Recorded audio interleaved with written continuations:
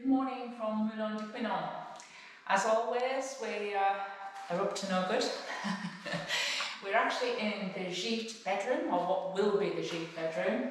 And as you see, we've been busy painting and that, so now it's the good part, it's the decorative bit. So this black wall, previously behind this there's a concrete pillar which we couldn't move, and it obviously impacted how we could place things in the room. So we decided to create a bed head, which we're going to push a divan up to it. We've boarded it all and obviously painted it black. And now comes the creative bit. We're actually going to put on some wood to create a huge headboard which goes right up to the ceiling. And we've taken what are the old, new lats from the roof. These are leftover pieces. You can see inside that they're quite yellow colour. See how yellow they are? And what we've done is put them through a thickness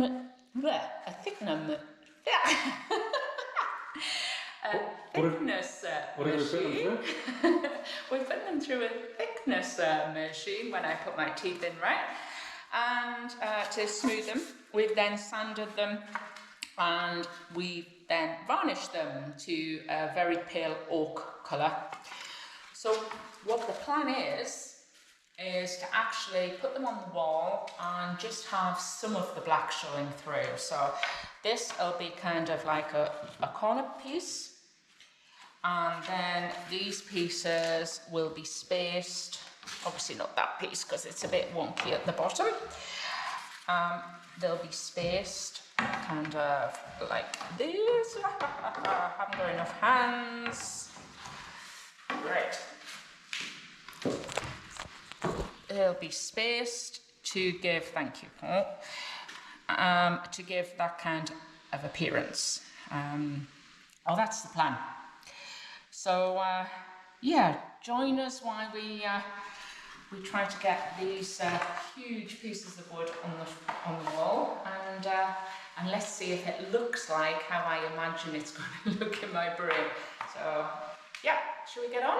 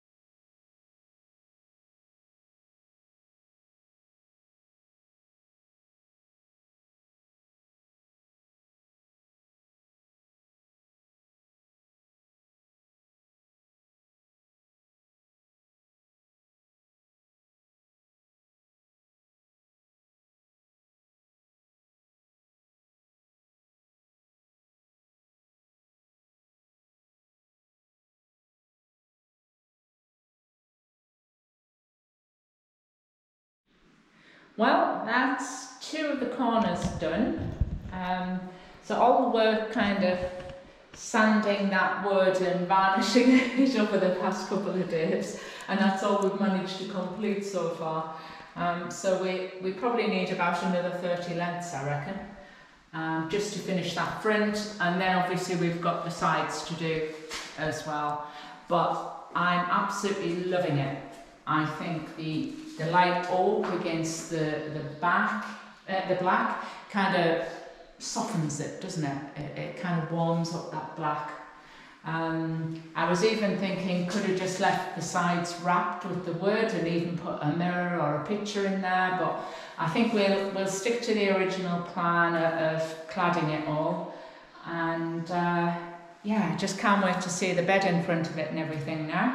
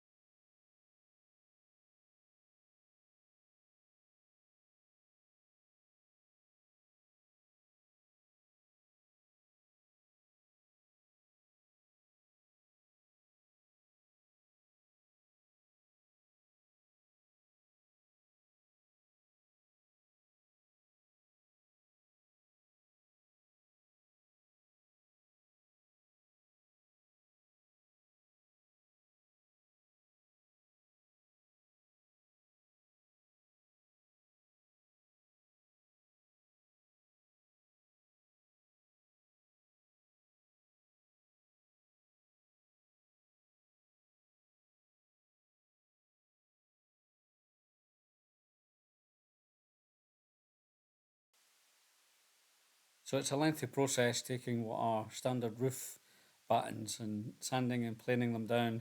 Donna spent a lot of time trying to make a relatively simple and cheap timber look something slightly more expensive, and with the work that she's done and the oak finish that she's applied to these, I think it looks very, very good. Just before we have a look at the final reveal, these are some of the photos of what we started with in the Gite. This is now being replaced. We've got a partition wall up here now. When we've segregated the toilet, we've also blocked that door and created a new door, as well as filling that large void in the floor. It was a bit of a dumping ground for a lot of the rubble that came out the building as well. You can see the roof, the existing roof and the timbers that are there all had to be taken down and replaced. We've also replaced the window as well. And this really was probably the biggest work in the Gite. This was the old lean-to section at the end. We had to completely remove this, knock it down, also knock that large concrete block, which was part of the old mill working. So we had to dig that out and replace that whole section, including a new roof.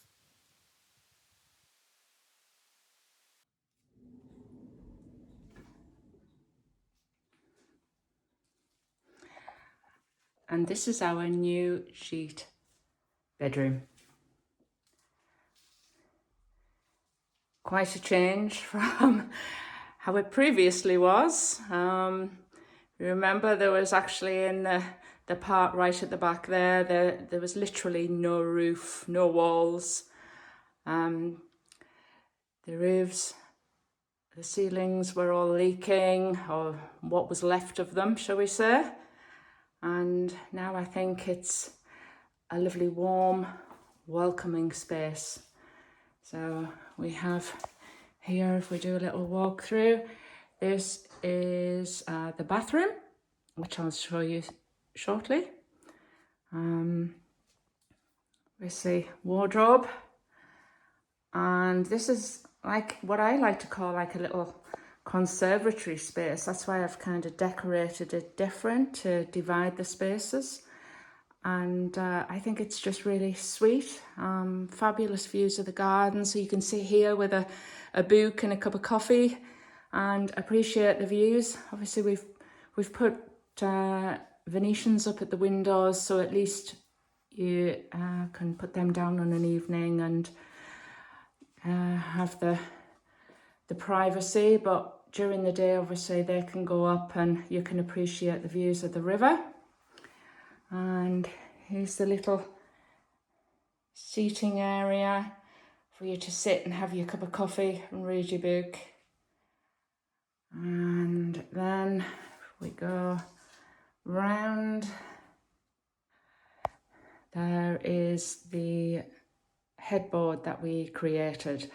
I don't know if you remember, behind there was a huge concrete column that obviously was part of the structure of the mill, and we came up with actually being able to cover it and use it at the same time. So we've created a headboard, a little different, and I must say I absolutely love it.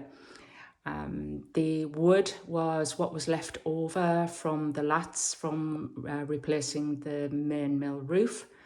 And they actually went through quite a bit of work to kind of get a lot of process, shall we say, of, you know, putting them through a thicknesser, then planing them down, making them nice and smooth, and then a couple of coats of a natural varnish. And but it's been worth it. I think they look absolutely fabulous, and they've added some more warmth to the room. The walls are paper 2 is the name of the paint, and it's like a biscuity colour, I would say, but it's given that warmth against the black, I think. And we've put in a stone floor, and obviously I've had to add some colour with my orange bedding, but I'm really pleased with it. it's surprising how spacious it feels. I was kind of worried as I was adding things in that it was going to feel closed in and not much room, but surprisingly it is really spacious, and I just love it. I just love the feel of it. It feels just so welcoming and warm, a little bit of luxury, and obviously every window has the most beautiful views of the river from all directions, and the orange, I think, just adds that little extra. I think it's always worrying when you're using a lot of black. It's going to feel dark and gloomy and miserable, and but it's anything but. It's just got such a lovely feel about it, and you can actually see some of the views there from the windows. At the moment it's a little overgrown out there, but we're starting actually this week clearing a lot of it. We've got to get it cleared as well because we're getting a fosse septique for all of the drainage put in. So all that area has to be cleared. Obviously the trees will stay. And we have to get some equipment in to lift in the fosse and things like that. Eventually, this door will lead to a balcony area, like a terrace. You can see the view from there at the moment is a bit of an eyesore. Yeah, wonderful. And but it did, you can actually see there the wood that actually used to be kind of a wooden walkway where there was a big wheel, and that there is part of the mill workings. So the plan is to actually put a metal walkway back in there. We want to keep that industrial feel, and it will run from here, and you can see a door at the side of the mill. So it will run across, and then there'll be some steps down into that door in the side of the mill. But we will actually wrap it around here. Let me pull this blind up so you can actually see. You can see how overgrown it is. And there's Paul, as we speak, wading through the forest of greenery. This is definitely going to be us for at least the next week, kind of trying to cut all this back. It is just crazy out there. And but this will eventually, you can see where the old terrace has been, this piece of wood at the bottom. So we will replace all of that. And then whoever hires the Gite will be able to sit out there on a really nice metal terrace. We'll put a nice bistro table and chairs out there. And when all of this greenery is gone, they'll be able to sit and really appreciate that tinkle of the river going down into the main part of the river. And it's certainly a beautiful, beautiful spot. Or it will be, I should say. So, oop, that's me. Right. So this is a king size bed as well. And there's the wardrobe space there. The door on the left actually goes into the lounge and kitchen area, which unfortunately we can't show you at the moment. As you know, we've been filming with Chateau DIY again, and they've been covering the transformation of the lounge and kitchen. So you'll have to wait for that one, I'm afraid. That one will be out probably at the end of 2024. They usually appear around about October, November, but we're obviously waiting for dates. So, and the other door, that leads into the bathroom of the Gite. So let's go and explore in there next. Now, here we are. There's a shower at the end. And toilet and the sink unit.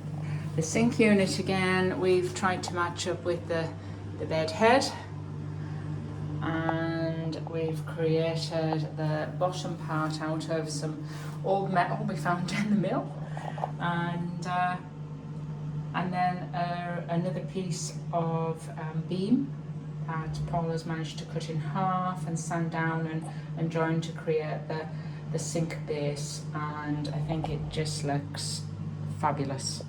Absolutely love it. And I think the wood has kind of given that warmth to the room again. Decoration, and yeah, and my butterflies, my orange butterflies. So and that's it, more or less ready. As I say, there is a washing area here where you can kind of see all of the wires. This is going to become a cupboard, and yeah, it looks a bit of a mess there at the moment, but as I said, there's not a lot we can do until the electrician comes and does all of the final connections to its distribution board, and then we can get that bit finished. But the rest of it, as you can see, is looking beautiful. I love it.